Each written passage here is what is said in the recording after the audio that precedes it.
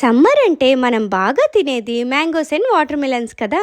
Mangoes అయినా ఇష్టంతో తింటాం, కానీ వాటర్ మిలన్స్ అయితే సమ్మర్లో వచ్చే డీహైడ్రేషన్కి చాలా హెల్ప్ అవుతుందని తింటాం, అంతే కదా. సమ్మర్లో ప్రతి ఒక్కరింట్లో ఫ్యామిలీ మొత్తం వాటర్ మిలన్స్ తింటాం హెల్త్కి మంచిదని.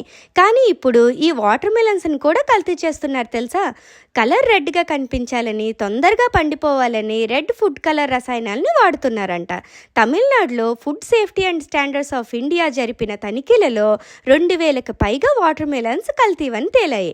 అయితే ఇట్లాంటి కల్తీ అయిన ఫ్రూట్స్ని తినడం వల్ల digestion problems, skin problems, vomitings, motions, ఇలా చాలా హెల్త్ ప్రాబ్లమ్స్ వస్తాయి. అయితే మరి ఇట్లాంటి కల్తీ వాటర్ మిలన్స్ని గుర్తుపడడం ఎలానో తెలుసా.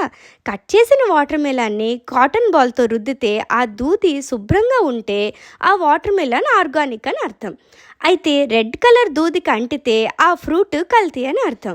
లేదంటే వాటర్లో వాటర్ మిలన్ని వేస్తే వాటర్ రెడ్ కలర్లోకి మారిందంటే అది కల్తీ అని అర్థం. సరేనా? ప్లీజ్ సబ్స్క్రైబ్ చేసుకోండి.